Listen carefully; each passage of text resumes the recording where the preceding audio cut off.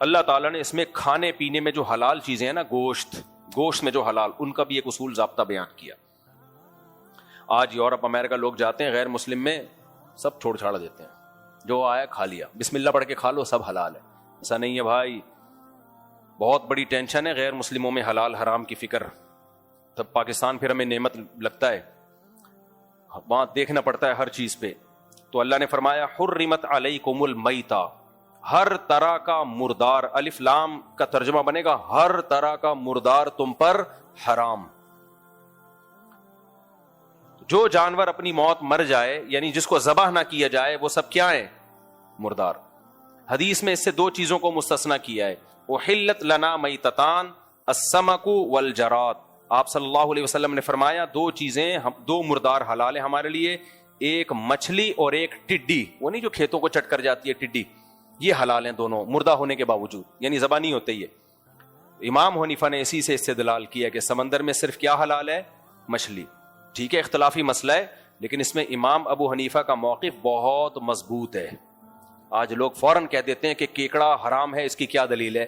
ایک ایک چیز کو پکڑ کے شریعت نہیں بتائے گی یہ بھی حرام ہے، یہ بھی حرام ہے، یہ بھی حرام ہے، یہ بھی حرام ہے. ایسا تھوڑی ہے، اصول اور ضابطے بیان کیے جاتے ہیں. اور وہ جو قرآن مجید کی آیت ہے احل لکم صید البحر وطعامہ، کہ سمندر کا کھانا اور اس کا شکار تمہارے لیے حلال ہے، اس آیت کا سیاق و سباق دیکھیں آپ. وہ احرام کی پابندیوں کو بیان کیا جا رہا ہے کہ جب تم احرام کی حالت میں ہو تو خشکی کا شکار تمہارے لیے حرام ہے، سمندر کا شکار تمہارے لیے حلال ہے. تو اس کا مقصد یہ نہیں ہے کہ سب کچھ حلال ہے، اس کا مقصد ہے کہ احرام کی پابندیوں کی وجہ سے جو شکار حرام ہوتا ہے اس کا وہ صرف خشکی کے جانوروں پر اس کا اطلاق ہوتا ہے، سمندر اور پانی کے جانوروں پر اس کا اطلاق نہیں ہوتا. ورنہ اگر اس آیت کا یہ مطلب ہوتا کہ سمندر کی ہر مخلوق حلال ہے تو پھر سب سے بڑا سوال یہ ہے کہ صحابہ تابعین میں کوئی ایک ضعیف روایت بھی نہیں ملتی کہ کسی صحابی نے یا تابعی نے مچھلی کے علاوہ کسی چیز کو کھایا ہو. کہیں بھی نہیں ملتی ہے، کسی حدیث میں نہیں ملتا کہ کسی صحابی نے کیکڑا کھایا ہو. حالانکہ وہ لوگ شکار پہ جاتے تھے، اور ویسے بھی عرب تو تین طرف سے پانی میں ڈوبا ہوا ہے، جزیرہ ہے، جو پانی کے علاقے ہوتے ہیں وہاں تو بہت کھائی جاتی ہے مچھلی، تو ہمیں کہیں نہیں ملتا. تو یہ بہت بڑی دلیل ہے امام حنیفہ کی کہ سمندر کی صرف مچھلی حلال ہے. پھر وہ مچھلی ہو، بھلے ویل مچھلی ہو، وہ ایک نے پھینک دی لمبی کہ ویل مچھلی فقہ حنفی میں حرام ہے، اپنی طرف سے پھینکتا رہتا ہے بیٹھ کے، کوئی حرام نہیں ہے بھائی. خود ہی پھینکتا ہے کہ ویل مچھلی فقہ حنفی میں حرام ہے، پھر نیچے لوگوں نے اوپر نیگیٹو کمنٹس کیے ہوتے ہیں حنفیوں کو دیکھو. ابے تو پوچھ تو لو کسی حنفی عالم سے کہ حرام ہے بھی کہ نہیں ہے. جب مچھلی ہے تو کہاں سے حرام ہو گئی؟ منہ سے پھوٹ بھی رہے ہو مچھلی اور اس کو حرام بھی کہہ رہے ہو. تو مچھلی ہو تو ایک سوال تو یہ پیدا ہوتا ہے کہ اگر ہر قسم کی مخلوق حلال ہے تو پھر صحابہ نے سے ثابت کیوں نہیں ہے؟ دوسرا اس سے بھی بڑا سوال ہے کہ سمندر میں ایسا گند نکلتا ہے نا کہ وہ چائنا والوں کے علاوہ کوئی بھی نہیں کھا سکتا. پھر تو مگرمچھ بھی حلال ہوگا، پھر تو کچھوا بھی حلال ہوگا، مگرمچھ کے انڈے بھی حلال ہوں گے، کچھوے کے انڈے بھی حلال ہوں گے. آپ کہہ سکتے ہو کچھوا تو خشکی کا جانور ہے، تو میں خشکی کے کچھوے کی بات نہیں کر رہا، پانی کے کچھوے کی بات کر رہا ہوں. آپ کہہ سکتے ہو بھائی کچھوا پانی کے علاوہ باہر بھی رہتا ہے، مگرمچھ پانی کے علاوہ باہر بھی رہتا ہے. زیادہ ٹائم کچھوا اور مگرمچھ وہ پانی میں گزارتا ہے، تو ایسے باہر تو کیکڑا بھی آتا ہے. پھر تو پانی کی مخلوق اسے کہا جاتا ہے جو زیادہ ٹائم پانی میں گزارے، کم ٹائم پانی سے باہر.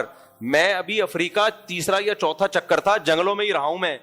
میں مگرمچھوں کو صبح سے لے کے شام تک ترستا تھا کہ تھوڑا سا باہر نکلا تاکہ ہم بھی تیری زیارت کر لیں. بہت تھوڑے ٹائم کے لیے باہر آتے ہیں، زیادہ ٹائم یہ کس میں گزارتے ہیں؟ پانی میں گزارتے ہیں. تو اس لیے صرف یہ کیکڑے کا مسئلہ نہیں ہے، اور ہم اس اختلافی مسئلے میں شدت نہیں کرتے، لیکن ہم اس لیے یہ اتنی مضبوطی سے بیان کر رہے ہیں کہ یہ ہمیں بے وقوف سمجھتے ہیں. پہلے زمانے میں جب اختلافی مسئلہ بیان ہوتا تھا تو کیسے ہوتا تھا؟ امام شافعی کیسے بیان کریں گے؟ بھائی میری رائے میں یہ کیکڑا حلال ہے. شوافع اس طرح بیان کرتے ہیں، ابو حنیفہ رحمہ اللہ کی رائے میں یہ جائز نہیں، ان کے یہ دلائل ہیں، ہمارے یہ دلائل ہیں، ختم. آج کیا کرتے ہیں یہ لوگ جو نئے نئے اسکالر آ رہے ہیں، مناظرے کے چیلنج، طنز، بدتمیزی، یہ اندھے مقلد ہیں، ان کے پاس دلائل نہیں ہے. ابھی وہ ایک قاری خلیل صاحب ہے نا، ان کا کلپ آیا کہ اتنا سخت لب و لہجہ اختیار کیا نا انہوں نے خواتین اور مردوں کی نماز میں فرق کے بارے میں. انہوں نے کہا میں قسم اٹھا کے کہتا ہوں حنفی لوگ جو عورتوں کو کہتے ہیں سمٹ کے نماز پڑھیں, یہ اندھی تقلید میں کہتے ہیں. چلو ہم اندھی تقلید میں کر رہے ہیں, ابو حنیفہ کیوں قائل ہیں عورتیں سمٹ کے نماز پڑھیں؟ وہ بھی اندھی تقلید میں. امام شافعی کیوں قائل ہیں کہ عورتیں سمٹ کے نماز پڑھیں؟ وہ کس کی اندھی تقلید کر رہے ہیں؟ امام مالک جو مدینہ کے اتنے بڑے عالم جن کو آپ بھی مانتے ہو, تابعین کے دور کے, تبع تابعین کے دور کے, کیا وہ بھی اندھی تقلید کر رہے ہیں؟ حالانکہ وہ بھی کس کے قائل ہیں عورتیں سمٹ کے نماز پڑھیں. امام احمد ابن حنبل جو امام بخاری کے استاذ ہیں, وہ بھی کس کے قائل ہیں عورتیں سمٹ کے نماز پڑھیں. یہ سارے اندھے مقلد تھے. ایک آپ ہی دنیا میں آئے ہو قرآن و سنت کو سمجھنے والے, اور پھر دلیل کیا دے رہے ہیں؟ وہ میرا کلپ چلا دینا ان کے ساتھ. مجھے قاری خلیل سے ذاتی بغض نہیں ہے, آپ اختلافی مسئلہ آپ کی اگر رائے ہے تمیز کے دائرے میں بھی بیان کر سکتے ہو, لیکن یہ لوگ ایسے بیان کرتے ہیں کہ قرآن و سنت ان پہ اترا ہے, باقی پوری امت ہزاروں سال سے صدیوں سے گھاس کھا رہی تھی, کسی کو قرآن و سنت سمجھ میں آیا ہی نہیں ہے, ان پہ نازل ہوا ہے. یہ ہے جو ہمیں سمجھائیں گے غلط مسئلہ اور اتنے کانفیڈنس کے ساتھ. اور دلیل کیا دی ہے؟ پہلے تو الزام لگائے اندھے مقلد ہیں, اور دلیل کیا دے رہے ہیں کہ نبی صلی اللہ علیہ وسلم عورتوں کے بھی نبی تھے اور مردوں کے بھی نبی, تو جیسے نبی نے نماز پڑھی ہے عورتیں بھی ویسے ہی نماز پڑھے. دلیل سمجھ میں آئی؟ تو نبی نے تو سمٹ کے سردہ نہیں کیا, تو عورتیں بھی سمٹ کے سردہ نہیں کریں. قاری خلیل صاحب میرا آپ سے سوال یہ ہے کہ پھر حج بھی عورتیں ایسے کریں جیسے نبی نے کیا ہے؟ نبی عورتوں کے بھی پیغمبر ہیں, مردوں کے بھی ہیں, تو نبی نے تو زور سے لبیک کہا ہے. آپ کوئی صحیح حدیث دکھا دو جس میں عورت کو آہستہ لبیک کہنے کا حکم ہو, کوئی دکھا دو. آپ کہہ سکتے ہو عورت کی آواز کا پردہ ہے, اس پہ کوئی صحیح حدیث دکھا دو کہ عورت کی آواز کا پردہ ہے, ٹھیک ہے نا, ہم مان جائیں گے. آپ اس پہ بھی کوئی حدیث دکھا دو. دوسری بات یہ کہ نبی صلی اللہ علیہ وسلم صفا مروہ میں دوڑے ہیں, کوئی صحیح حدیث دکھاؤ جس میں نبی نے عورتوں کو صفا مروہ میں دوڑنے سے منع کیا ہو. ایک بھی حدیث نہیں ہے. حضرت عائشہ کے ایک قول ہے, وہ بھی ضعیف, اور وہ بھی تو حضرت عائشہ کا قول ہے نا, نبی کا حکم تھوڑی ہے, اور وہ بھی ضعیف سند ہے, حضرت عائشہ سے ثابت نہیں ہے, وہ صحیح سند سے نہیں ہے. آج اگر کوئی آپ ہی کے مسلک کا اٹھ کے مولوی فتویٰ دیتا ہے کہ عورتیں صفا مروہ میں دوڑیں گی, اور اس لیے بھی دوڑیں گی کہ حضرت ہاجرہ کیا تھیں؟ عورت تھیں, وہ تو دوڑی تھیں, اور دلیل میں پھر احناف تو کھڑے ہو جائیں گے نا, شافی, حنفی, مالکی اور حنبلی, یہ سارے کھڑے ہو جائیں گے, بولیں گے نہیں بھائی یہ چاروں فقہ اس پر متفق ہیں کہ عورت چلے گی دوڑے گی نہیں. آپ کہو گے اصل میں یہ اندھی تقلید کر رہے ہیں, یہ نبی صلی اللہ علیہ وسلم کو صرف مردوں کا پیغمبر مانتے ہیں, عورتوں کا نہیں مانتے. تو کیا یہ آپ کی بات صحیح ہوگی؟ اگر صحیح ہوگی تو پھر آپ یہ فتویٰ دیں کہ عورتیں دوڑیں گی چلیں گی نہیں, اور ناصرالدین البانی نے تو دے بھی دیا فتویٰ کہ دوڑیں گی چلیں گی نہیں. تو ہم یہی کہیں گے میرے بھائی, ہر مسئلہ قرآن و حدیث میں صراحتاً مذکور نہیں ہوتا. بہت ساری چیزیں سینہ بسینہ تواتر سے چلی آتی ہیں, متفقن علیہ ہوتی ہیں, ان کے خلاف جب تک کوئی حدیث نہیں ہوگی, بلکہ وہ حدیث بھی رد کر دی جائے گی, کیونکہ اجماع کی حجیت حدیث سے, حدیث کا حدیث ہونا ہمیں اجماع سے پتہ چلتا ہے, حدیث کی کتابوں کا برحق ہونا. اجماع سب سے مضبوط دلیل ہے, کیونکہ نبی نے فرمایا یہ امت گمراہی پہ کبھی جمع نہیں ہو سکتی. تو آپ نے تو مان لیا کہ امت گمراہی پہ جمع ہو گئی تھی. تو اس لیے میں فروعی مسائل میں شدت کا قائل نہیں ہوں, لیکن یہ لوگ اس طرح سے مسائل بیان کرتے ہیں کہ لوگ ہمیں نہیں, ہمیں بے وقوف سمجھ لو میرے بھائی, ہم جیسے سینکڑوں آئے سینکڑوں چلے جائیں گے. یہ بات ہم تک نہیں. میں خواتین کے سمٹ کے نماز کا قائل نہیں ہوں اکیلا, چاروں امام قائل ہیں جن کو پوری دنیا نے فالو کیا ہے. تو لوگ مجھے بے وقوف نہیں سمجھیں گے. لوگ کس کو بے وقوف سمجھیں گے؟ کہ امت گھاس کھا رہی تھی. امام بخاری کے استاذ امام احمد بھی غلط, امام شافعی اتنے بڑے حدیث کے عالم وہ بھی غلط, امام مالک کا تو اتنا بڑا مقام ہے, ان کے تو اتنے فضائل, حدیث سے ان کی فضیلت ثابت ہے. بہت ساری کچھ حدیثیں ایسی ہیں جو لوگوں نے امام مالک پہ منطبق کی ہیں کہ اس سے مراد امام مالک ہیں. سب غلط بھائی, آپ اکیلے آئے ہو یار. تو اس لیے جو جب بھی خواتین اور مردوں کی نماز میں فرق کے بارے میں یہ دلیل پوچھا کریں نا کہ نبی سے دکھاؤ کہ عورتیں مردوں کی طرح یعنی سمٹ کے نماز پڑھیں گی, تو ان سے بولو آپ حدیث سے دکھا دو عورتیں چلیں گی دوڑیں گی نہیں, تو اسی وقت پروگرام کیا ہو جائے گا, بڑھ جائے گا. تو یہ رمضان ان باتوں کے لیے ہے نہیں, لیکن تکلیف ہوتی ہے کہ پہلے ہی لوگ مذہب کو فالو نہیں کر رہے اور آپ ہمارے اتنے بڑے بڑے اسکالر سے لوگوں کا اعتماد اٹھا دو تو پروگرام تو امت کا بڑھ گیا, صحیح نا, برباد ہو گیا پروگرام. تو جو امت جس طرف گئی ہے میرے بھائی اسی کو فالو کرو. تو یہ میں اس لیے یہ سمندر کی چیزیں حلال ہے حرام ہے یہ اختلافی مسئلہ ہے, میں اس میں شدت نہیں کرتا, لیکن میں شدت کیوں کر رہا ہوں اس بیس پہ کہ ہمارے مخالفین بہت شدت سے بیان کرتے ہیں, ایسے پیش کرتے ہیں جیسے امام حنیفہ کو تو قرآن و سنت کا پتہ ہی کوئی نہیں تھا. تو اب سمجھ میں آ گیا کہ اگر آپ سمندر کی میرے بھائی پانی کی ہر مخلوق کو حلال کہتے ہو نا, تو آپ کو کچھوے کو بھی اور مگرمچھ کو بھی حلال کہنا پڑے گا.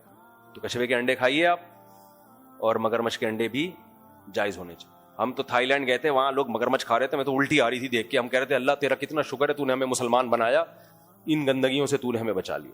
ہو سکتا ہے کوئی شاذ قول نکل آئے کسی بزرگ عالم کا کہ وہ کچھوے کے قائل تھے, ایسے شاذ قول تو ہر ایک کے نکل آتے ہیں.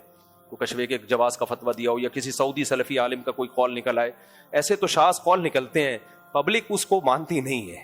کوئی بھی مسلمان مگرمچھ کی شکل دیکھ کے لگے گا کہ تو کھانے کی چیز نہیں ہے.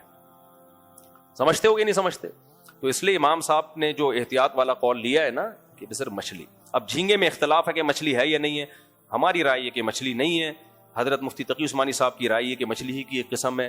وہ ایک اختلافی مسئلہ ہے, میں اس میں نہیں کئی دفعہ میں اس کو ایکسپلین کر چکا ہوں, تو وہ ایک الگ مسئلہ ہے. بہرحال ہاں یہ بات ضرور ہے, ہم بہت براڈ مائنڈیڈ ہیں, بہت براڈ مائنڈیڈ.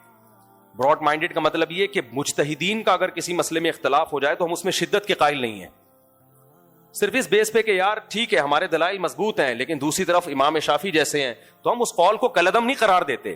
اسی وجہ سے ہم نے کہا کہ کیونکہ عالم اسلام میں سب ابو حنیفہ کو فالو نہیں کرتے, بہت سے امام شافعی کو فالو کرتے ہیں, بہت سے امام احمد بن حنبل کو فالو کرتے ہیں. یہ ہے فرقواریت ختم کرنے کا طریقہ کہ ان کی رائے کا بھی احترام کیا جائے. تو اس رائے کا احترام ہے کہ احناف مچھلی کے علاوہ کسی چیز کو جائز نہیں کہتے, لیکن باقی سمندر کی مخلوق کی تجارت کو حلال قرار دیتے ہیں, کیونکہ اس کے اسلام ہی میں اس کے جواز کا قول بھی بہت سارے فقہا نے کیا ہے.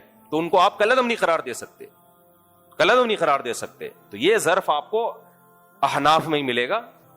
باقی جو آج کل مارکیٹ میں چل رہا ہے تو بس میری رائے ہے اور وہی صحیح ہے اور اس سے ذرا بھی انحراف نہیں کرنا اور دائیں بائیں نہیں جانا, ایسا نہیں ہوتا. ایسا کرو گے تو چند بے وقوف خوش ہو جائیں گے آپ کی باتوں سے, آپ کے نعروں سے. کوئی پڑھا لکھا آدمی کبھی بھی ان چیزوں سے متاثر نہیں ہوگا. اب ہم جلدی سے بس 2-3 آیتیں میں اور پڑھ لیتا ہوں. تو اللہ نے اس میں ہمیں بتایا مردار حرام ہے, خون حرام ہے, خنزیر کا گوشت حرام ہے, جس جانور پہ اللہ کے علاوہ کسی کا نام لے لیا گیا ہو, کسی بزرگ کے نام پہ ذبح کر دیا گیا ہو وغیرہ وغیرہ, وہ بھی حرام ہے. اور گلا گھونٹ کے جس جانور کو مار دیا وہ بھی حرام ہے. اور پتھر سے جس جانور کو مارا وہ بھی کیا ہے, حرام. والمتردیۃ, 2 جانور آپس میں لڑے اور مر گئے وہ بھی حرام. والمتردیۃ کا مطلب اوپر سے گرا, بعض دفعہ بکریاں پہاڑ سے گر کے مر جاتی ہیں وہ بھی حرام. والنطیحۃ, سینگ سے ایک دوسرے کو جانور نے مار دیا وہ بھی حرام. حلال کیا بچا پھر؟ اس آیت کی میں کل انشاءاللہ تفسیر بیان کروں گا, یہ بہت اہم آیت ہے. اسی میں مسئلہ آئے گا گولی کا شکار حلال ہے یا نہیں ہے, یہ بھی ایک اختلافی مسئلہ ہے. تو یہ بھی ایک پوری میں کل مشینی ذبیحہ حلال ہے یا نہیں ہے, تو یہ پوری ڈیٹیل کل انشاءاللہ. اور پھر اللہ نے شکاری کتے کے بھی حلال ہونے کا تذکرہ کیا, کتے کے نہیں یعنی کتے کے شکار کے, اس نے کتے کھانا شروع کر دیں. یسألونک ماذا قل احل لکم الطیبات وما علمتم من الجوارح, کہ جانور کو اگر سدھا لیا جائے, اس سے شکار کیا جائے تو وہ شکار بھی حلال ہے. یعنی کتا آپ نے بسم اللہ اللہ اکبر پڑھ کے جانور پہ بھیجا اور کتے نے اس جانور کو مار دیا تو اس کے دانت ہی چھری کے حکم میں ہوں گے, سمجھ رہے ہو, بشرطے کہ خود اس میں سے کچھ نہ کھایا ہو. کیونکہ اگر ایک بوٹی بھی خود کھا لی تو اس کا مطلب اس نے اپنے لیے مارا ہے, آپ کے لیے نہیں مارا, تو اب نہیں کھا سکتے آپ اس کو, کیونکہ کتوں کا بچا ہوا آپ کے لیے, آپ کتے نہیں ہو, آپ کیا ہو. یہ انسان کی شرافت ہے, اللہ نے انسان کو عزت دی ہے کہ تم جانوروں کا شکار نہیں کھا سکتے. جانور نے, میں نے مسائی قوم دیکھی وہاں افریقہ کے جنگلوں میں, ایک جنگلی قوم ہے نا جو, اس کا میں نے ولاگ بھی بنایا تھا, وہ نہیں جو ناچ رہے تھے, مجھے ڈر لگا تھا مجھے انہیں کباب بنا کے کھا جائیں وہ, میں واقعی ڈر گیا تھا. وہ تو پورا گھیر لیا ہمیں اور ڈانس شروع کر دیا انہوں نے, اور وہ اتنے خونخوار گائے کا کھڑے گائے کا گوشت کاٹ کے کھا جاتے ہیں, وہ گائے کا خون پیتے ہیں. تو میں تو ڈر گیا تھا, میں نے کہا لے بھائی تکے کباب آ رہے ہوں گے اور یہ ولاگ سب سے زیادہ ہٹ ہوگا لیکن ہم دنیا میں رہیں گے نہیں. تو امیزون میں بھی اس طرح کی قومیں ہیں. میرا ابھی پاناما جانا ہوا نا, وہاں سے برازیل وغیرہ قریب ہے امیزون. مجھے ہے جنگلوں کا بڑا شوق ہے. میں نے وہاں لوگوں سے کہا مجھے امیزون کے جنگل جانا ہے جانا ہے جانا ہے جانا ہے. انہوں نے بولا مفتی صاحب, میں نے کہا وہ جو وحشی رہتے ہیں وہاں جانا ہے. انہوں نے کہا ایسے کئی واقعات ہوئے ہیں, لوگ گئے, بعد میں کباب کی خوشبو آ رہی تھی تو کاٹ کے کھا جاتے ہیں وہ. کل میں نے پھر نیٹ پہ سرچ کیا تو واقعی وہاں کو جیسی قومیں ہیں ان سے کوئی لڑ نہیں سکتا. تو خیر, تو وہ کیا کرتے ہیں, ان کا شکار کا طریقہ, شیر شکار کرتا ہے کسی ہرن وغیرہ کا, مارتا ہے تو وہ جا کے کھینچ کے لے آتے ہیں اس کو, شیر کے مارے ہوئے کو کھا جاتے ہیں. تو واقعی انسانی طبیعت کو بڑی گھن آتی ہے اس سے, چاہے تازہ گوشت ہی کیوں نہ ہو. تو یہ ساری جو غیر اخلاقی انسانیت کے لیے, جو انسانیت کے نام پہ دھبا تھی نا, وہ تمام چیزوں کو اللہ نے اس آیت میں حرام کر دیا. تو یہ بھی اسلام کا ایک حسن ہے کہ جانور کو حلال کر کے کھانا ہے, اور اگر کتے کو تم نے سدھا دیا تو کتا تمہارے لیے اعلیٰ انسٹرومنٹ کے طور پہ کام کرے گا, اور انسٹرومنٹ مکمل اس کے ہاتھ میں ہوتا ہے جو اس اوزار کو استعمال کر رہا ہوتا ہے. تو کتے کو اتنا سدھا دیا کہ اس نے جا کے شکار کو مارا, قتل کر دیا, ایک بوٹی بھی نہیں کھائی, اٹھا کے تمہارے لیے لے آیا, وہاں چھوڑ دیا. اس کا مطلب یہ تمہارے لیے ہوا ہے, تو پھر تم کھا سکتے ہو. اور اگر اس نے کھا لیا تو بس بولو اب تم ہی کھاؤ گے آپ اس کو, اب یہ ہمارے کھانے کا نہیں. وہی شیشے والی مثال آتی ہے, بوری میں شیشے رکھے ہوئے تھے, ایک آدمی کی عادت تھی ٹھوکر مار کے پوچھتا تھا اس میں کیا ہے. تو سیٹھ نے ٹھوکر مارا, اس بیچنے والے سے, شیشے کے برتن جو بیچ رہا تھا, ٹھوکر مار کے پوچھا اس میں کیا ہے. اس نے کہا ہے نہیں, تھا اب نہیں ہے. تو کتے نے اگر خود کھا لیا نا تو آپ بولو اب یہ میرا نہیں ہے, یہ میرا تھا کسی زمانے میں. وہی لطیفہ یہاں پہ صادق آتا ہے کہ وہ جو جنگل میں, میں جب افریقہ کے جنگل میں تھا نا, تو ہمیں سب کو باری باری واش روم جانا تھا. اب ڈر واقعی لگ رہا تھا کہ کوئی شیر ویر نہ بڑھ. شیر کا کلر نا یہ مٹی کا ہوتا ہے. یہ شیر ایسی چیز ہے کم وقت, بعد وقت قریب جاؤ تو آدمی کو نظر آتا ہے بیٹھا ہوا ہے. ان کے کلر بالکل وہی ہوتے ہیں. تو اچھا, میں گاڑی میں اس طرح بیٹھا ہوں, یہاں سے شیر گیا, ببر شیر, اور ہمیں جو گارڈ تھا نا, جو یعنی گائیڈنس کے لیے آیا ہوا تھا, وہ حکومتی کا آدمی ہوتا ہے, وہ بار بار ہمیں کہہ رہا تھا چپ کر کے بیٹھ جاؤ. غصہ آ رہا تھا کہ بولو نہیں اور کھڑے نہیں ہو گاڑی میں, چپ کر کے تمیز سے بیٹھے رہو. اب میرے ساتھ فیملی تھی, بچے چی چی کر رہے تھے. بچوں کو بڑا مشکل ہوتا ہے چپ کرانا. بڑا, آپ نے دیکھا وہ ولاگ, بڑا خاندانی منظر تھا یار. ایسے شیر گیا ہے, 1 ہفتے سے بھوکا. مجھے پھر پتا چلا انسان کو اللہ نے بڑی عزت دی ہے. جانوروں کے لیے جنگل میں کھانا پینا آسان نہیں ہے. اور 7 بیویاں تھیں اس کی. تم لوگ کے سامنے پھر وہی باتیں آ جاتی ہیں, پھر تم لوگ شرمندہ ہوتے ہو, بہت معذرت چاہتا ہوں میں. 7 شیرنیاں اور اکیلا ببر شیر. ہم تو 5-6 دن جنگل میں ٹھہرے نا, تو شیر ہی کی ایکٹیویٹیز دیکھ رہے تھے کہ کچھ کھائے تو صحیح. ہر شکار میں سو رہا تھا اس سے.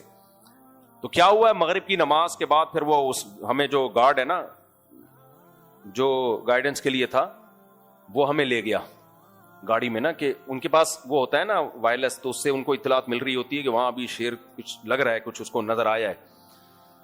تو 2-4 بھینسے آئے ہوئے تھے, تو شیر, ہم پہنچ گئے وہاں نا, بھینسے ہمیں نظر آ رہے ہیں, ادھر شیر شیرنیوں کے ساتھ بیٹھا ہوا ہے.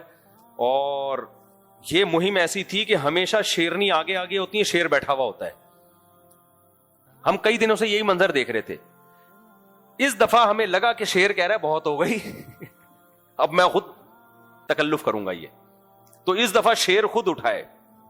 تو وہ 2 بھینسے, اب اور گورے وورے بھی آئے ہوئے تھے وہاں جنگل میں, زیمبیا کا جنگل تھا یہ, تو گوروں نے بھی گاڑیاں سٹارٹ کی, اور ہمیں بس یہ حکم کہ چپ کر کے آرام سے بیٹھے رہو, کیونکہ شیر بھوکا ہے. تو وہ ظاہر ہے ادھر بھی ٹن مار سکتا ہے کہ یار ابھی وہ نہیں مل رہا, تو چلو فی الحال انہی سے گزارا کرو.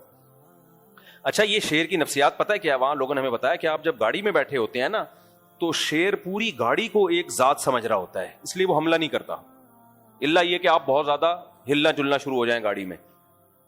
تو یہ نفسیات ہے شیر کی. وہ گاڑی سے نیچے اترو گے تو حملہ کرے گا آپ پہ.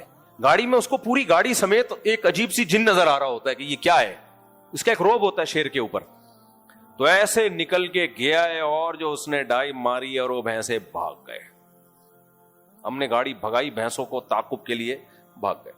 تو یہ کچھ نہیں تھا منظر وہ دیکھنے والا تھا جو اب ہوا.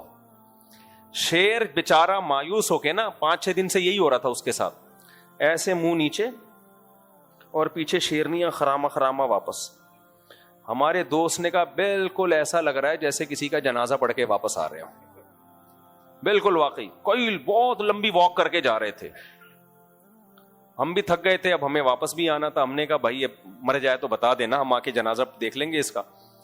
جیسے ہی میں کراچی پہنچا ہوں, ہمارے دوست کا جو جنگل میں ہی تھے ان کی ویڈیو آئی, یہ 2 بھینسے مارے ہوئے ہیں اور خود بھی توند بھر رہا ہے بیٹھ کے, اور لگڑ بگا اور وہ جو نہیں ہائنا وائنا سب آ کے بوفے چل رہا ہے, پورا بوفا سسٹم.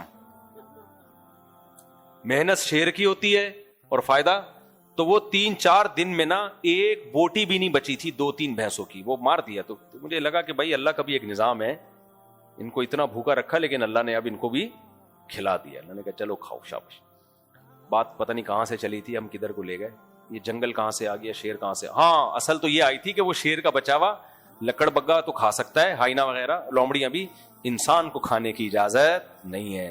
انسان کو اللہ نے حکم یہ دیا ہے کہ تم گراؤ گے بھی, ذبح بھی کرو گے, پھر خود بھی کھاؤ گے, شیروں کو بھی کھلاؤ.